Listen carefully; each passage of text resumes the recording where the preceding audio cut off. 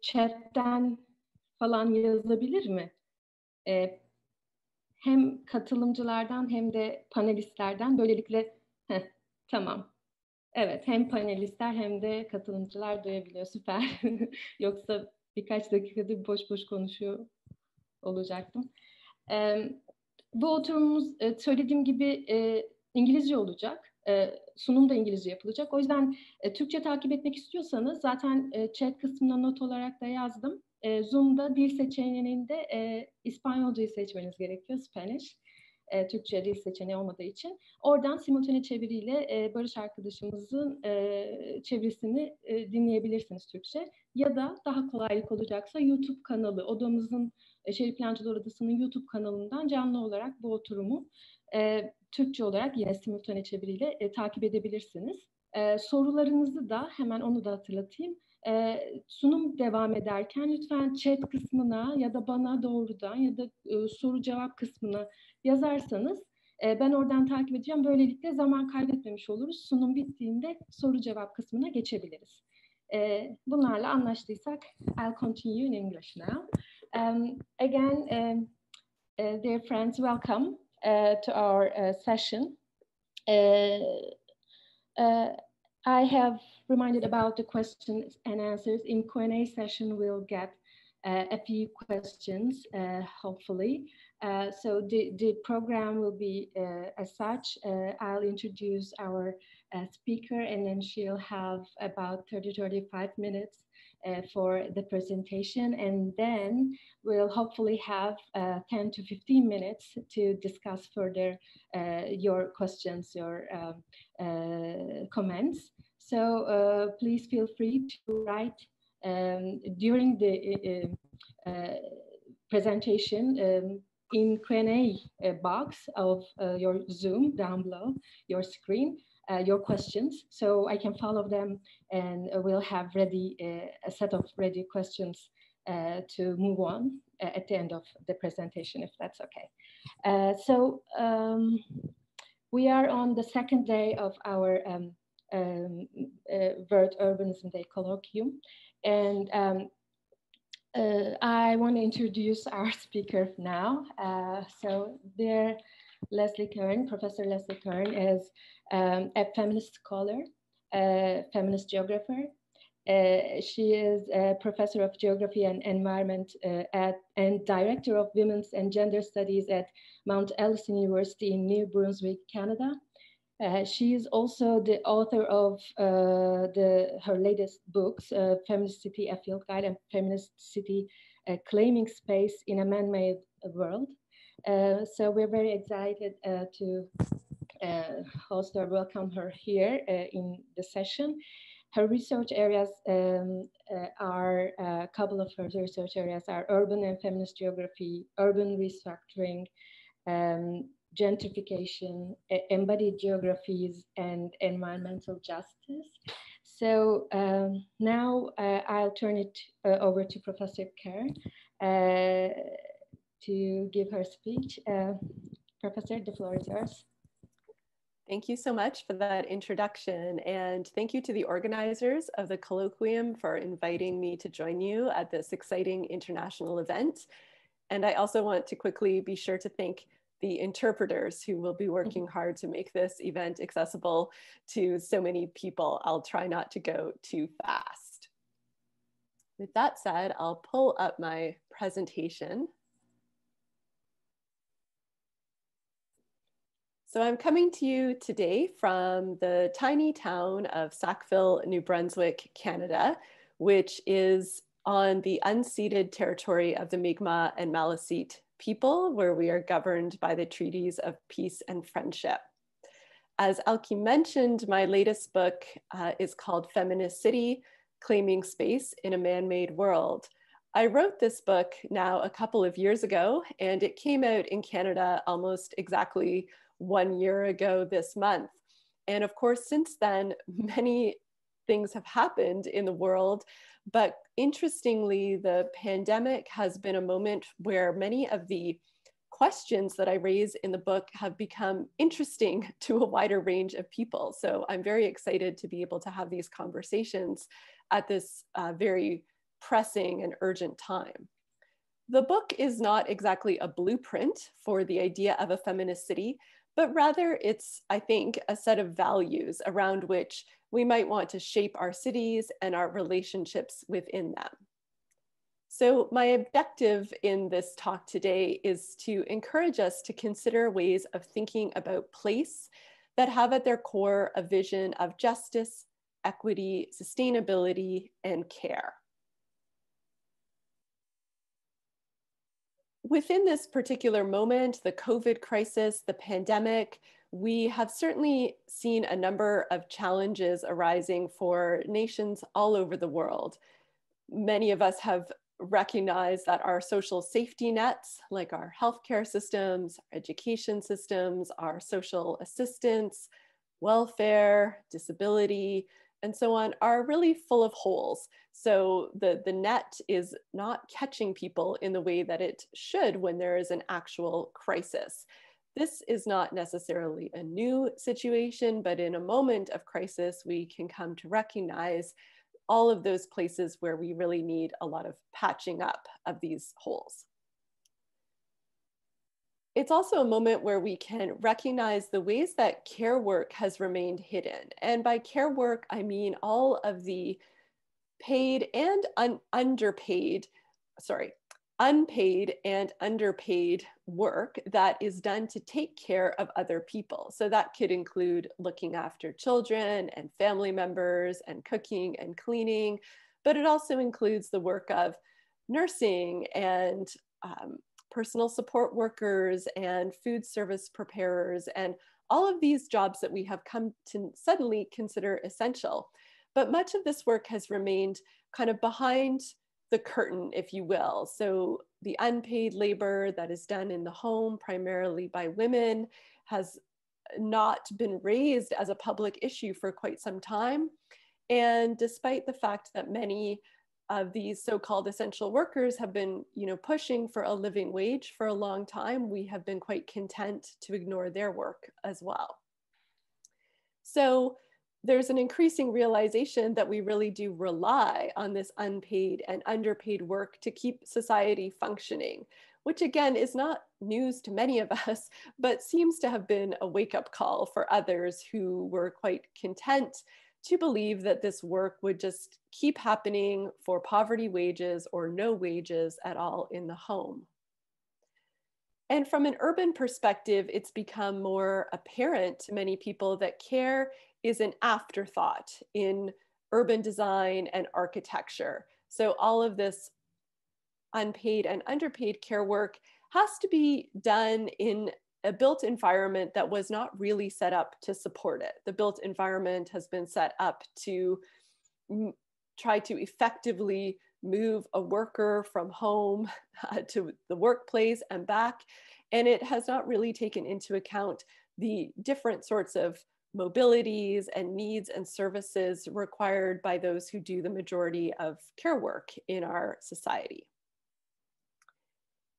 Something else that I think we've noticed, which is a bit more abstract, but I do think it is also an urban question, is the way in which our collective sense of responsibility to one another has really been thrown into question in the pandemic. And a clear example of this would be the kind of politicization or the refusal of people to wear masks, which one would think is an extremely basic way of showing to your fellow citizens, I care about you, I am responsible to you, I owe you some duty of shared care and responsibility. And so from an urban perspective, we might want to think about what sorts of spaces can we create that would help to foster and encourage this collective sense of responsibility, rather than a sense that our fellow citizens are our enemies somehow or are not worthy of our collective care and attention. So what is at stake for our cities? The points that I just raised are not only urban issues, but I think in many ways they are quintessentially urban issues. They have long been of importance and debate for our cities. So one of those is public space. in a situation where enclosed indoor private spaces have become a source of danger and potential threat, we're being asked to reconsider, what are our public spaces for? Are they going to be for cars and corporations and profit making, or are they going to be for people, for families, for communities, for care? So public space itself is something that is quite, I think, at stake in this moment as we seek to find different ways of using public space that would keep us safe from the current threat of a virus.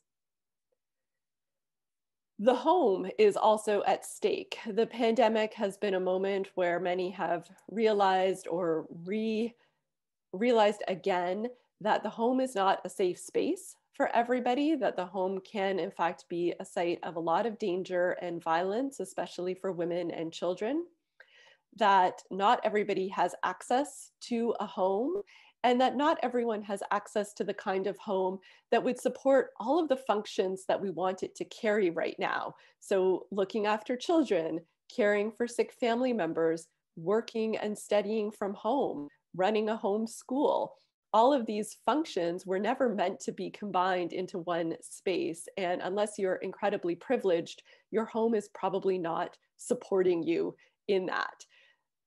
So this is a moment where we can start to reconsider the way that we've set up our cities around a particular kind of home and a particular kind of family. Care networks. In the context of the pandemic, we've seen people having to kind of invent or draw on very local networks of care to help feed elderly people in the community, for example, or to help look after children when schools and childcare centers are closed down, but you still have to go to work, to provide food for those who are in need, to look after homeless people, and so on. And the question that's at stake, I think, for the future of our cities is, are we going to build these networks into our cities, or are we going to keep relying on individual community members to invent them and reinvent them whenever we have a moment of crisis? The last point that I'll make in this slide, I just say the words the economy, because I think for many of us, particularly in North America, this is a sort of mantra that we keep hearing. We must save the economy. We must protect the economy.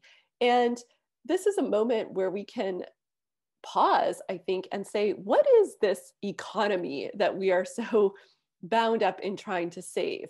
What is this thing that we have turned into this precious item that we don't even question what it is, how it exists, who makes it function?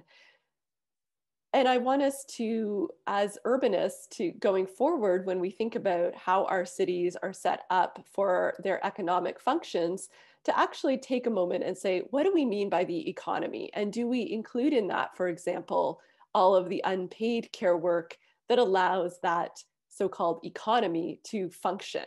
So it's a moment of, I think, productive questioning of this pre-given idea that the economy is something that we must somehow care for and save.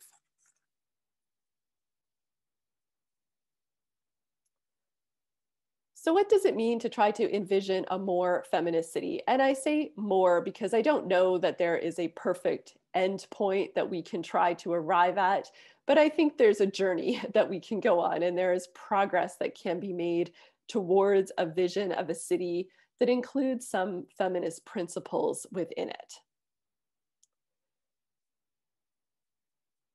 So some of the principles that I would encourage all of us who are invested in urbanism to think through would include these. One, equality of access to public space.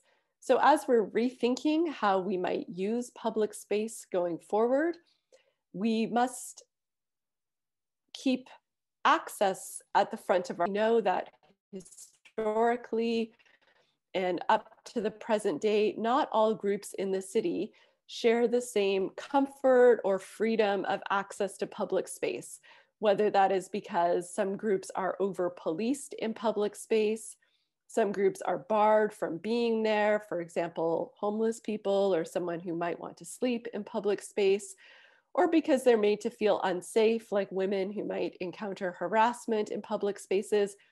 We know that public space is not equally public for everybody. So going forward, as we think about public space, what are we going to do to ensure an equality or equity in access? The second principle would be reimagining the home and the family. So as I mentioned, many of us are recognizing that the home is not this idealistic haven. It's not equally safe or comfortable for many people. And again, this is not just a new thing. This is not a problem created by the pandemic.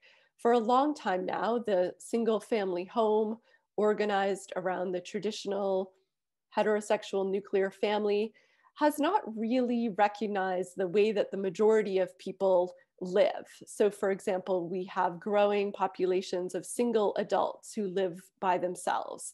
We have blended families. We have queer families. We have friends that want to live together. We have elderly people wanting to live together outside of a marriage or a nuclear family. We have all sorts of different relationships and models of kinship that are current. Both the physical form of the home and the sort of legal infrastructure, the zoning infrastructure of cities don't really support. So looking forward to a vision of a feminist city would mean, I think, expanding our ideas of what constitutes a family or a household and what shape might the home take, or shapes, I should say. There won't be just one shape, I think, but many shapes that a home can take. The third principle would be building care into city infrastructure as a forethought. As I mentioned, care seems to have been an afterthought in many designs that are really focused on mobility for the purpose of work and industry and transportation of goods and provision of services, with the work that's done to sustain human life, feeding people, caring for people, cleaning, relationship building, seen as something that you don't need to pay that much attention to. You don't need to think about in planning. You don't need to consider as an architect. What if we flipped that around and said, how are we going to design our spaces so that care is right at the top of the list of what the space could be or could do? How would that change how we move through the city? How would it change what our buildings look like? And this doesn't mean that we just put a diaper change table in every possible bathroom or building, although that is certainly a good start. But it means that we think about questions of how do we support all of this mostly unpaid and underpaid work in ways that give it respect, in ways that make it easier, and in ways that redistribute it so that it doesn't just fall on the shoulders of a particular group of people in society. And so part of that is valuing care work as the foundation of the economy. In many places around the world, people who do what we would call care work, or what in North America we have come to call essential work under the pandemic, are paid minimum wage. It's not a living wage. They have to work multiple jobs, which is also something that has put health and safety in jeopardy during the pandemic, as people, for example, have had to move and work in multiple elderly care homes because they can't afford to live on their salary from working in one place. So valuing this care work and seeing it as foundational to allowing all of the other aspects of the economy to function would mean destigmatizing this work. It would mean paying this work well. And it would mean that this is not just a moment where we say, oh, you're heroes, you essential workers are heroes, but that actually this work is seen as very important and lying at the base of everything else that we do and value in society. So what does all of this kind of mean for urbanism? What am I trying to get you to think about here today? So partly what I'm trying to do in lieu of providing some perfect blueprint for the future is to ask you, as people who care about cities, to think about the values that might be kind of hidden underneath the surface of some of our urbanist ideals. So sometimes when we imagine something like a vibrant public space, you might picture something like in this photograph, and we say, oh, it's people sitting in a cafe, there's lots of people out and about, there's different uses of space going on here, there's some shade, it's not just sort of an empty vacant space. And I agree, I think there's lots of really lovely things in this picture. But we might want to ask, who is this space for? Who is welcome in this space and who would be excluded from this space? What is the cost of accessing and enjoying a space like this? So in doing that, we start to uncover maybe some of the hidden values and biases that influence all of our thinking about what we imagine to be a beautiful urban space, a fun urban space, a productive urban space. I find in my experience that, especially in I guess I'll say Western thinking, there are a lot of binaries or dualisms that we use to structure our understanding of places and social relations. So some examples of these might be, the gender binary, the idea that there are just two genders, men and women, that exist in a kind of oppositional relationship to one another, or that are inherently different and have inherently different interests. And I think this is a bias that does run through urban thinking as well.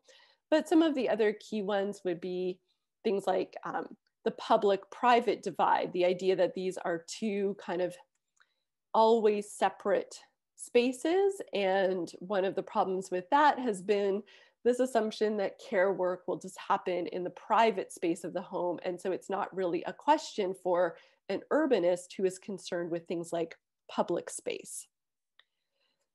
So when we start to question what some of our lurking binary thinking might be, our values about, again, what is beautiful, what is right, what is normal, then we can start to interrogate the ways that some of our visions, even of future spaces, might not be as inclusive as we might want them to be. So thinking about a kind of feminist urbanism in the post-COVID city, and I put a question mark there because I think COVID will continue to affect our urban environments for a long time. What are some of the, I guess, particularly feminist values and principles that you could keep in mind as you're thinking about your future visions for public space? So the first one is the idea of bringing the margin to the center. So I think in a lot of urban thinking and planning, there's the idea that there's a kind of majority user or a normal user of a space. And that vision has implicitly been of an able-bodied man moving through public space. But I want to suggest that actually, when we take together all of the groups that are supposedly minorities, whether that's disabled people, families, elderly people, people of color, and we bring all of that together, that's actually the majority, right? So sometimes I imagine that perhaps planners think, well, if I'm designing for disabled people, I'm designing only for a minority. But I'd encourage you to question that and to say, well, actually, when I'm designing for the people at the margins, I'm probably designing in the most inclusive way possible. So instead of thinking about these groups as niche groups, marginal groups, outsiders, people that you don't really have to incorporate into design, what if you start from the needs of those so-called marginal groups? Because I think, quite frankly, your able-bodied white man will do just fine, no matter who else you design for. He's not going to be excluded by virtue of thinking about the needs, for example, of elderly people or people with small children. He's going to be just fine. But if we only look at his needs, then we're going to exclude what I think are actually the majority of users of urban space. The second point I'll make is that the symbolic matters. And I think this point has been driven home by those of us around the world who have watched groups of people toppling statues, whether they are of US Confederate war heroes or of Christopher Columbus or of slave owners, like the image of Colston here in the city of Bristol in England being toppled and thrown into the canal. The symbolic elements of place communicate to people whether or not you belong here, whether or not you are welcome here, whether your stories matter, whether your identity is important to this place. So the things that we use to name our spaces, the statues and monuments that we put up, the stories that we tell through the markers that we place in our parks and institutions, the kinds of representations that are included in our public spaces are important. It's not the whole story, but it does matter. So some of the other images on this slide, we see a statue of commemorating comfort, Korean comfort women used in conflicts in East Asia. And if you Google statues of women, you'll find that around the world, there are very few statues of actual real women. There's lots of statues of just a feminine figure, but of real women, there's very few. So there's still a long way to go in that. And the bottom image is from my hometown, Toronto, Canada, where many of the street signs are now incorporating Indigenous place names to recognize the people who were here before the colonizers and who remain on their traditional lands to this day. The third point, home, inside out. So I have this vision of thinking about the home, again, not as this private, fully enclosed space where all of the work of care of, family and partners and children happen. But could we imagine taking some of that hidden work and making it public? Can we design spaces that allow at least some of this work to be shared amongst different groups of people? So when we're thinking about a public space and we imagine how will people eat in this space? Well, could we imagine a kind of community kitchen rather than an expensive cafe, for example? Can we imagine spaces for children to learn outdoors or to participate in city building by planting gardens or making their own spaces?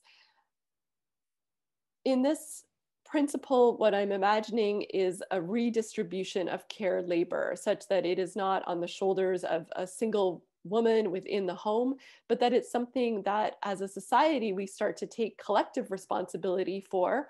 And I think this is also part of building up that shared sense of responsibility to one another if we are all have the opportunity to engage in caring for those who are outside of our immediate family circle. The fourth principle is to start from the body. So I'll make the very obvious statement that people have bodies and that people have different bodies, because I think often, again, planners and architects, the body is kind of an afterthought. Thinking about where to put the toilets in a new building or a beautiful new urban space is not the first thing that anybody wants to think about. And so those are kind of the spaces that are designed last. But what if we began from the principle that we all have certain universal human needs? We all need water and food and rest and shade and shelter and places to use the bathroom, to privately care for others or to have others care for us. And if we started to imagine our spaces fulfilling those needs before they fulfill, for example, an economic need, what kinds of visions could we come up with here? And again, part of this is also thinking a little bit outside of the box and recognizing that there are different needs in terms of physical accessibility, in terms of gender identity, in terms of age, and trying to take as much of that into account as possible. So coming back to questions of care, if we could imagine care at the center of placemaking, how would this change the way that we want to design spaces? So in one of these images, you see a man changing a baby just on a concrete floor, because I assume that even if there is a men's bathroom nearby, there's probably no changing station for him to take care of his children or the children that are in his care. And the lack of thinking about these kinds of things means that people have to either avoid certain spaces because they know that their needs are not met by those spaces, or they have to use spaces in ways that are very uncomfortable or unsanitary or perhaps even dangerous for themselves because there's no way to have their care needs met. So I would argue that care must be built in. We must think right from the beginning about how we feed people, for example. Are our urban spaces designed to make that as accessible as possible to as many people as possible? How do we look after those who are more vulnerable in our public spaces and not assume that this is work that will somehow magically just be done in the home, and so we don't need to think about it in our urban spaces? And the final point that I want to make in terms of these principles is one around the idea of safety. And I think the global Black Lives Matter movement has really pushed many of us to think critically about what we imagine a safe urban space to be and how we imagine that to happen. So I want to encourage, again, all of those of us who care about cities to think beyond the idea of police, security cameras, and private security when we imagine what safety is. So we can take a page from our old friend Jane Jacobs, who famously wrote about eyes on the street, but she wasn't writing about CCTV or the police as eyes on the street. She was writing about neighbors, shopkeepers, parents, delivery people, all of the members of your community that are not there to watch you and surveil you and report on you on your next door app that tattles on your neighbors, or to call the snitch hotline because you are not wearing a mask, but a situation where it's known that people are looking out for one another and are aware of the normal rhythm of a community and are aware of kind of who needs looking after in the community and so on. So we have to, I think, take up the challenge posed by Black Lives Matter to imagine ways of creating safe spaces that don't rely on a kind of top-down model of policing. And this is where I think their call for defunding the police is such an effective one, because if we could imagine taking all of that money that we pour into policing and using it to create vibrant community spaces, using it to provide social services, education, childcare. These are all the sorts of things that create safety from the ground up. When people have homes, when people have basic economic security, then we have a situation that is much safer for everybody. So as urbanists, we really have to be very creative now, I think, about imagining what safety is all about. So my final points for today, recognizing that, as the French philosopher Henri Lefebvre wrote, the city is both the site and the stakes of struggle. So the city is a place where social movements often happen, but it's also the ground that we're fighting for, because we recognize that there is something special and important about what cities can offer, and it's worth fighting for. But we have to recognize that some struggles have been kind of kept hidden or have not been allowed to rise to the forefront of what we consider to be important in cities. And one of those, the one that feel like I've been talking about so much lately, is around care work and unpaid work in the home. We have not really seen that as an urban struggle, as something that urbanists would really take up as a social cause.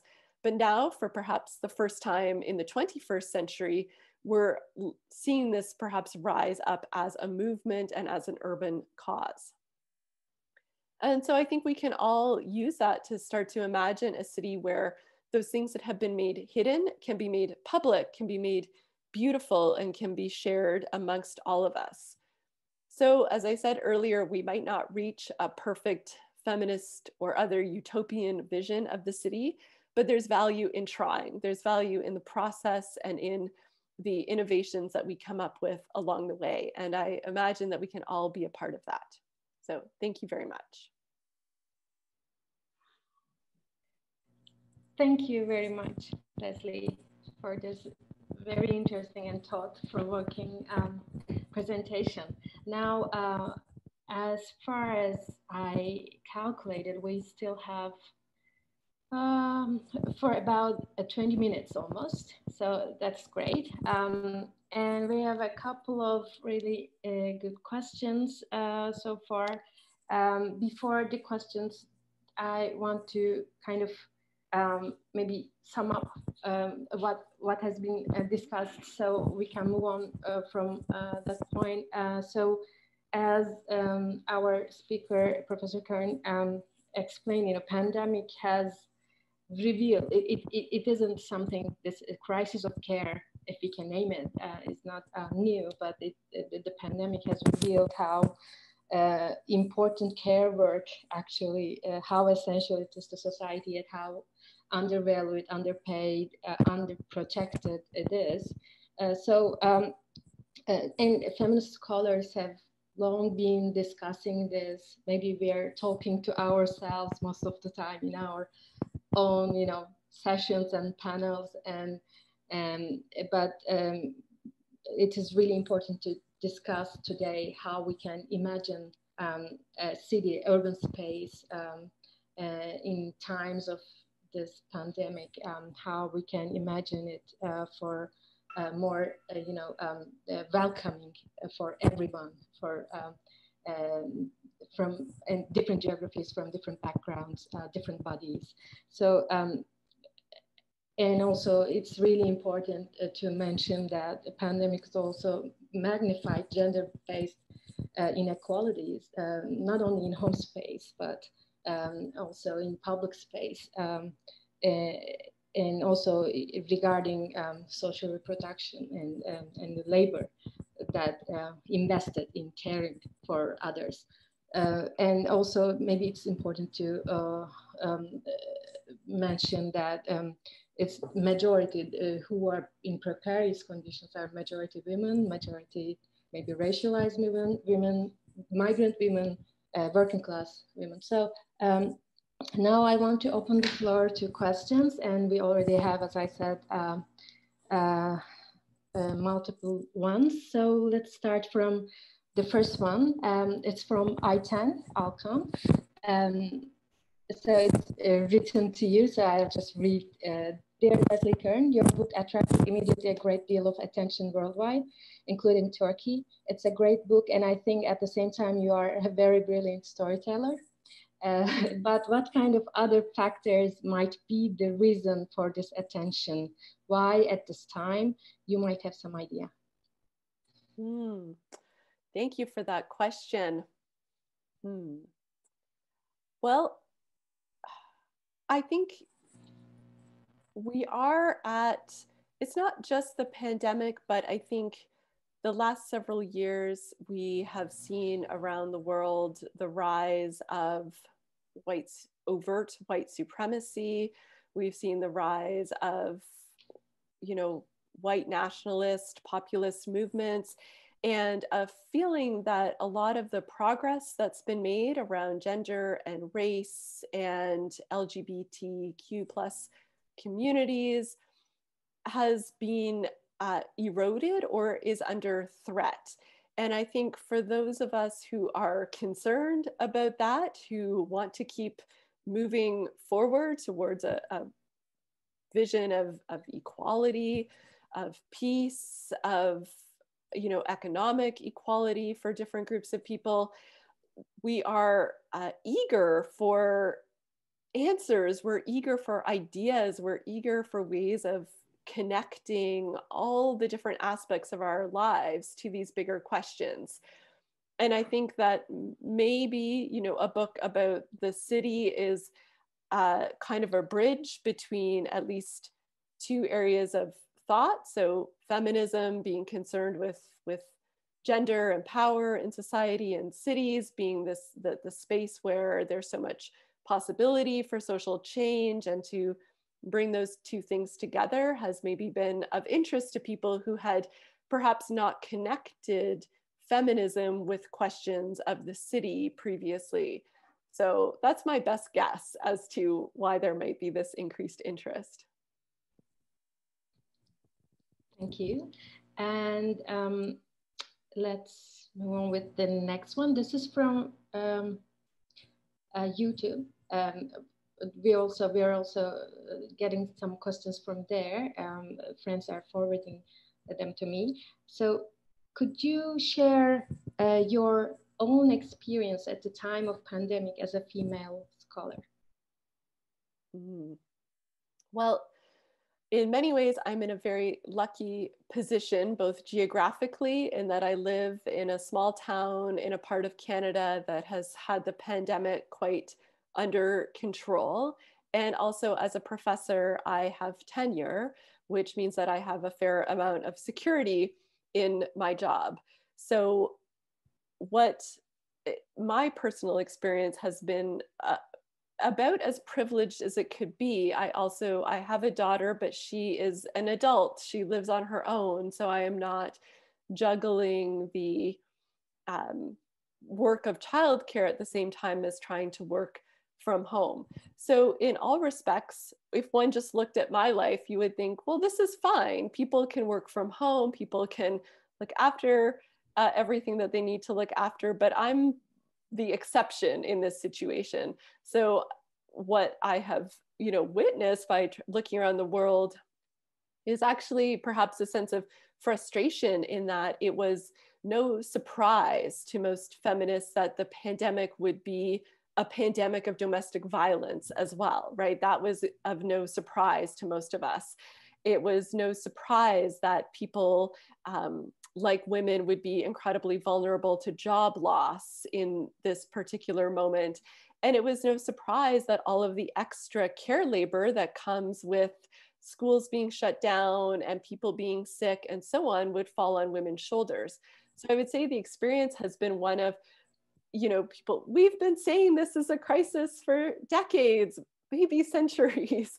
And it's only now that there's a sort of recognition that the basis that we've rested the economy on of all of this unpaid and underpaid labor has been a very shaky basis, a very unequal, a very exploitative basis. Absolutely. Yeah, we have now, it's getting exciting because like we have many more questions coming. Let me check the time again. Okay, still we have a couple of minutes.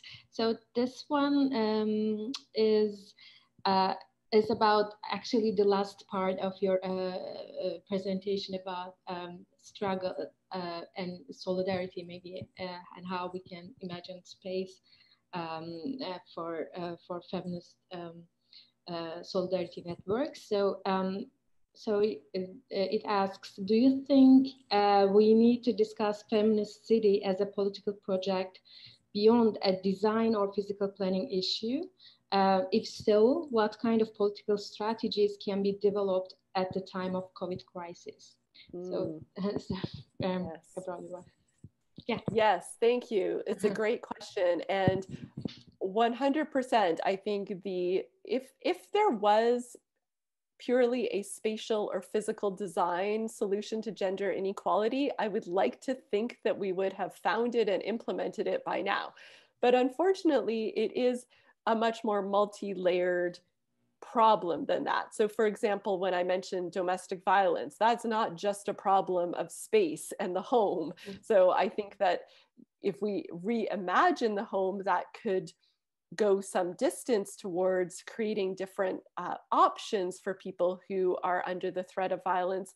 but ultimately we need an extremely affordable housing program to offer people the choice to avoid or to leave violent situations.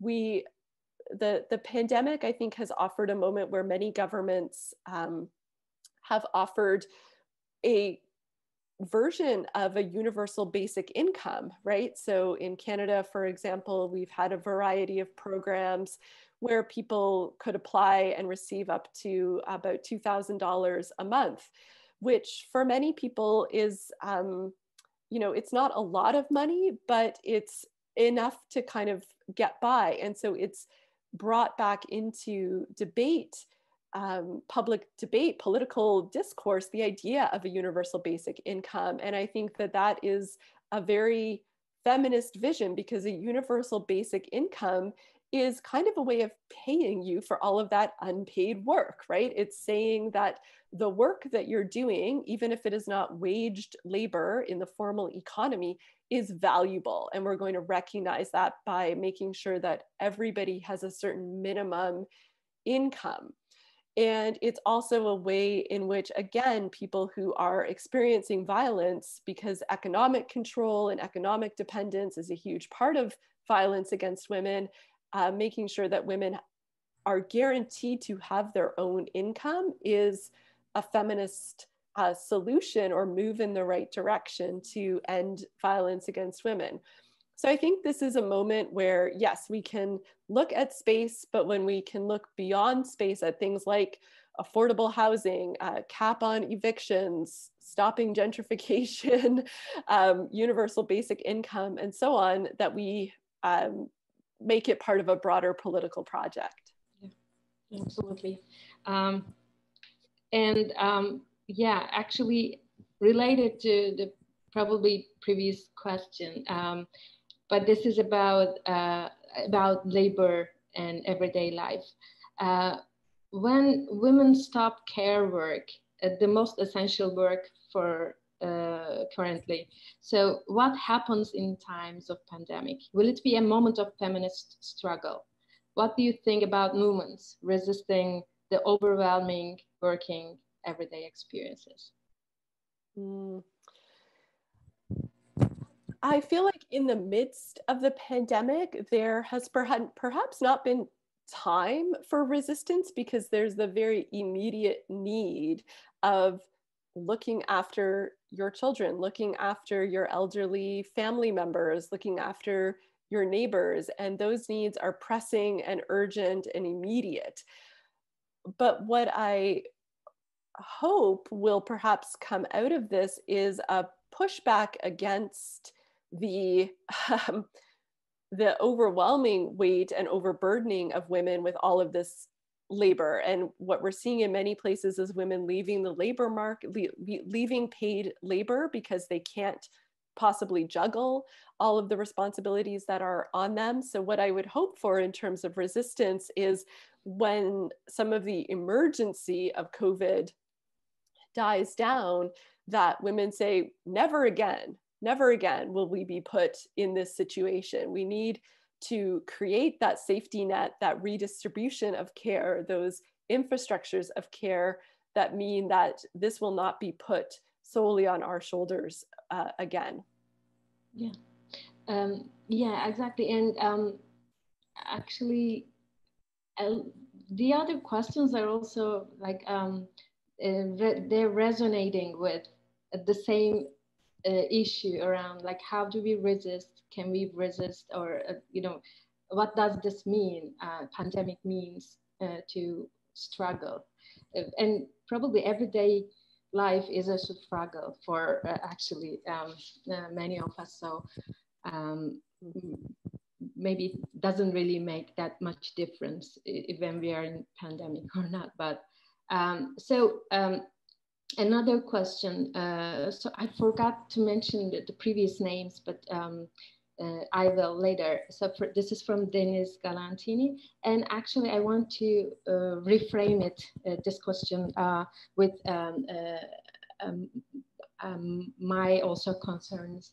So I want to actually referring to your keywords, your discussion about margin and center and how we can pull these kinds of peripheral topics back into the main discussion, to the spine of everything. So, and also how we can discuss it in regarding the global South as well. So, because the majority of our audience is probably located in Turkey, and that makes a huge difference. So there are some probably commonalities regarding the this groundwork struggle in global North and South, but there are some unique peculiarities. So I want to hear more about what can we do? What are some takeaway notes for urbanists, for planners, for not only women, but people, practitioners on the ground in the global South cities, from your notes, from this imagination of feminist city, and also how we can, do you suggest to interpret feminist city principles along with the community resilience perspective, and how we can interpret it in the global South? Thank you for that question. Yes. Firstly, I would say that one of the problems perhaps with urban planning, but also just urban scholarship in general, is that we've usually start from the point that the global North is the norm, that the global North city is the pinnacle of urban development and is the kind of development that cities everywhere should emulate. So I would argue that global South cities should feel very free to resist any of those visions, just as global South feminists should feel very free to resist any sort of Western versions of feminism that proclaim a particular model of femininity or womanhood or gender relations that don't align with their own, vision of what, an equitable, fair, thriving society would look like. So I certainly wouldn't want to presume that anything that I suggest is automatically should be translated. But I would say that, and I think this is a kind of a broader principle as well, is that planners, urbanists, I mean, you know that communities themselves, whether it's organized by women or racial minorities or religious minorities, people have always found ways to survive, to organize, to create their own spaces, their own sets of social relations, their own economic relations, and looking to those models first before trying to impose either something from the outside or something completely top down is probably really critical, because I think we've seen, both whether you look at global North cities or global South cities, that when there is a kind of a top down vision of complete restructuring of whether it's a public housing project in Toronto or a public housing project in Istanbul, that is devastating to the communities that live there, right? It rips apart social networks and it rips apart economic well-being. So I would say one of those universal principles would be to start from the ground up, to recognize what is already there and what kinds of activism and organizing are already happening, and to build on that rather than to impose an outside vision. Yeah. I agree. I mean, so now I'm also trying to kind of multitasking here. I merge a couple of questions. They're turning into research questions almost now, but I am wondering your thoughts, if you could expand on this actually maybe dilemma of caring as a kind of collective action, but also in times of pandemic, how we can manage it, how, as we are not even able to go out to public space, as we are not able to come physically together. And we are even doing these kinds of, meetings and conferences over Zoom. So how we can overcome this dilemma of making space for ourselves in times of crisis to collectively engage and care each other.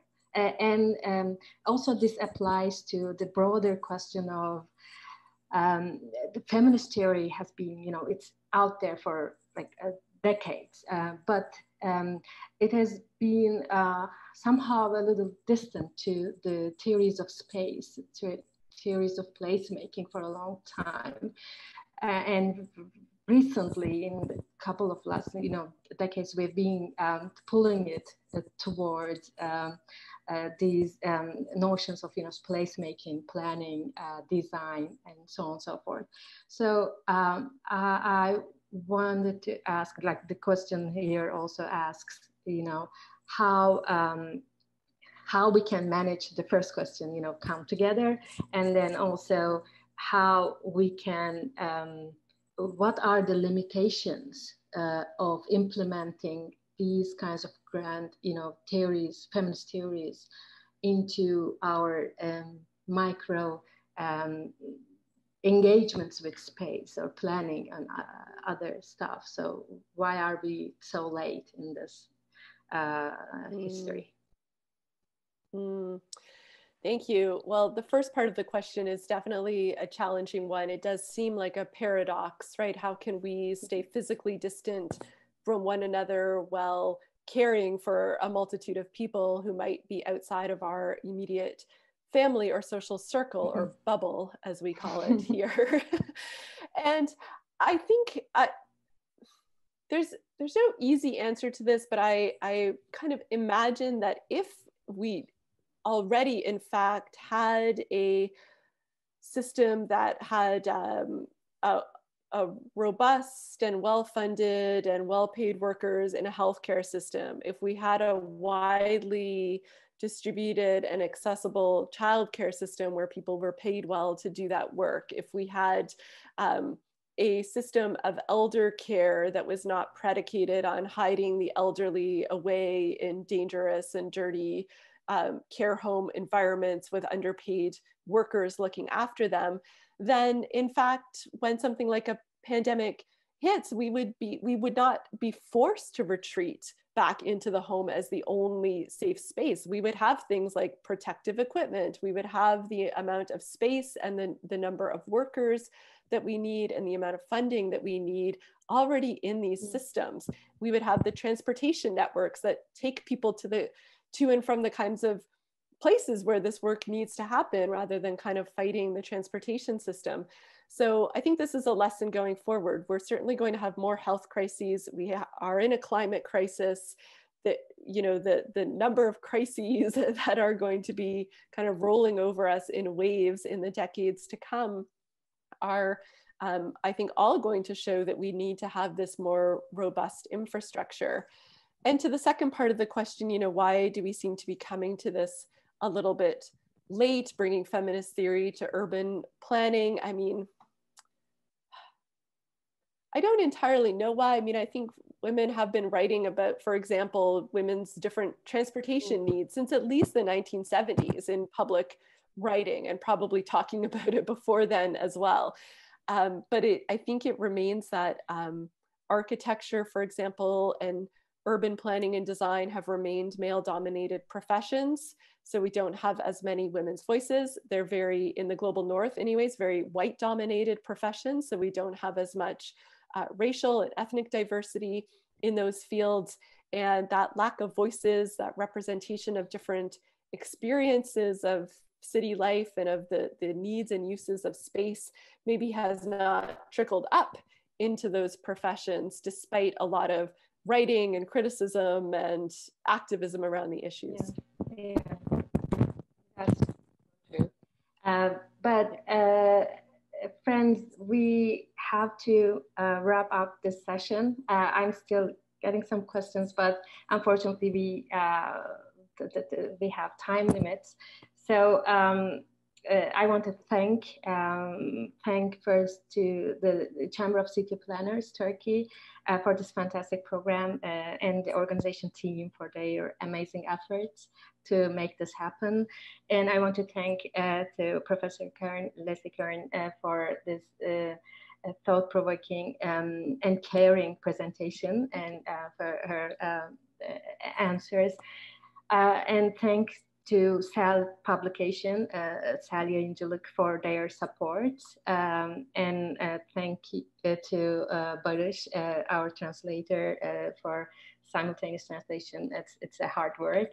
And finally, thank you to all our attendees here, friends, for being here on a Friday night or afternoon, giving your time, and we appreciate it.